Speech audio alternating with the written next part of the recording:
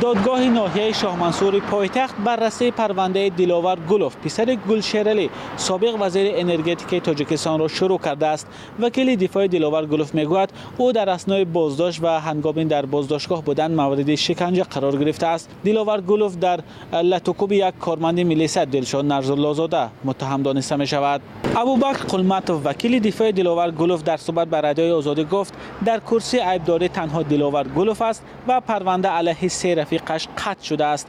به قبل جناب قلمتوف مرافعه دوم دیلوار گولوف باید روز 8 اکتبر برگزار میشد، اما با سبب نآمدن جبر دیده این مرافعه به روزهای آینده به تأخیر گذاشته شده است.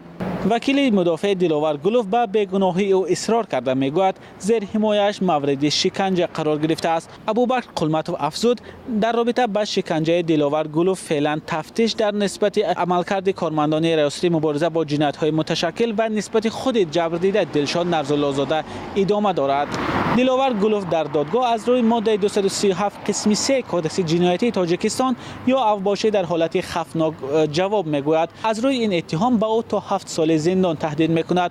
اما گلشیرلی پدر دیلوار گولوف در یک صحبت قبلی با رادیوی آزادی گفته بود ممکن است طرف کارمندان مقامات امور داخلی علیه فرزندان او شکار وجود داشته باشد.